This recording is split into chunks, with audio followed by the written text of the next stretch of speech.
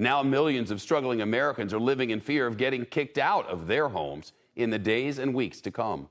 Nancy Pelosi and her Democrats have recessed the Congress. They've gone on vacation while 3.3 million Americans face eviction. The eviction moratorium has concluded. People are going to start going to court to recoup rent and evict people if they cannot pay their rent. We're getting ready to have a total mess in this country. And guess what? It's all brought to you by the government, the same government that just went on vacation and said, to hell with these people that are going to face eviction over the next few weeks and months. So let's get into what's going on exactly here. There is a Democrat representative. There are a few who are really pissed off about this. And I cite Democrat simply because they are the party in power. Okay. This is up to them to weigh in on. And I think, let me tell you what I think needs to happen. The states have money that has been allocated to them by the federal government for the purpose, for the express purpose of paying property owners so that it can help alleviate the arrears rent owed by tenants. But in many instances, this money is log jammed because the states are so inefficient in how they have been prosecuting this entire thing, from unemployment now to the rental assistance. Now the question is, what happens to these families here? Well, there's a great many of them that are waiting to hear back on federal funds that were actually set aside as part of relief packages from earlier this year. But very little of those federal funds have actually made it into the hands of renters and their landlords. You were waiting for the paperwork to go through. You said you turned in your documentation? I turned in all my documents, yes. And what have you heard? At this moment, I haven't heard anything. Do you even feel like you understand the system? I don't.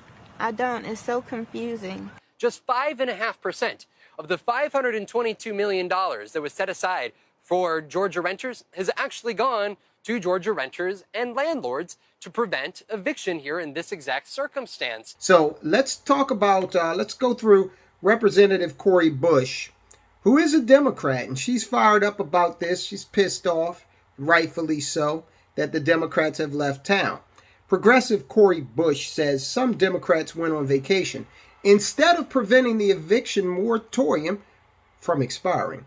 Representative Cori Bush slammed Democrats, saying they decided to take a recess ahead of the upcoming eviction moratorium deadline, potentially plunging millions of renters into a state of disarray. Well, look, last year we saw tens of millions. I think we topped out somewhere in the 20 million figure.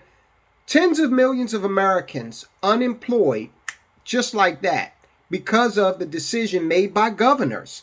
Our governor here in Maryland, Larry Hogan, he made a shutdown order that resulted in the destruction of hundreds of thousands of jobs, also businesses that are never coming back.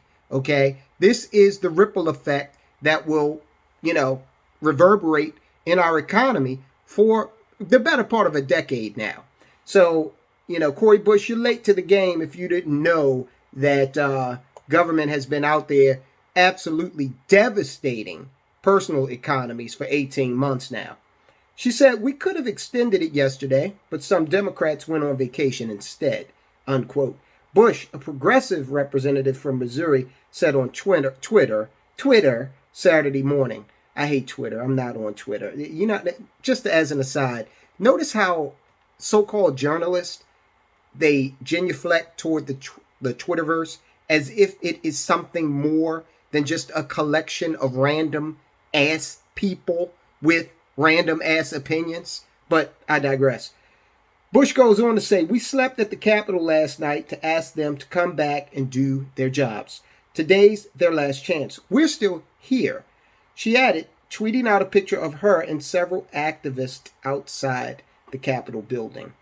Well, Cori Bush, there's not much you can do. You're one among many. You need the Speaker of the House to actually call the House into session if anything is going to happen. So you standing out there with a picket sign and protesting, that's for the cameras. You know the rules, Cori Bush. You know how this works. And I can respect that you are, kind of angry at the fact that Congress went ahead and recessed without solving this issue, but you're grandstanding. There's some grandstand. Don't trust these politicians any further than you can throw them. Her ends have been achieved. What she wanted, she got, which is coverage in the news, which we are reading now. The eviction moratorium, first set up in September of 2020 in response to the financial devastation brought on by the coronavirus, was extended in June by the Centers for Disease Control and Prevention. Now listen, the CDC didn't have the authority to put an eviction moratorium in place. The Supreme Court has said so. Okay, so this was allowed to be done for, some slipshod reason. Government, again, displaying the fact that it doesn't critically think. It does not think about the consequences of the actions that it makes. It breaks shit and then it forgets about it. You are left to pick up the pieces and deal with it. And this is the classic example of that. The White House encouraged Congress to extend the moratorium past July, giving guidance to do so at the last minute. Now look, extending this moratorium is doing nothing but delaying the inevitable. What needs to happen, again, is the funds that have been allocated for this purpose and given to the states, that money needs to flow. That money needs to start flowing. And these governors, the governors were very vocal. They were all over TV last year this time, okay? You couldn't find, it was like they were born with microphones next to their mouths. You couldn't find a governor that wasn't willing to, get any airtime he or she could. Now you can't find them, okay, to address this issue and talk about how they are communicating with their state employees to get the let out and solve this problem and streamline this process so that people will not have to be laying awake at night wondering whether or not they're going to be evicted. So that's what needs to happen. The government needs to get this money out there. They need to stop thinking that they can control every aspect of life, every single aspect of the economy. They got in the middle of legally binding contracts between property owners and renters, okay? And they screwed it up royally. Again, I have said this in the past. They had every right, the states would have had every right to temporarily close their rent courts. They control their rent courts. They have the purview over that. They could have done that. But the bottom line is, when this money came down from the federal government, it should have been a process whereby all hands were on deck to solve this problem. So I'm going to finish this out by asking a question. What is going to happen to people who just, end up still being behind to some extent in their rents?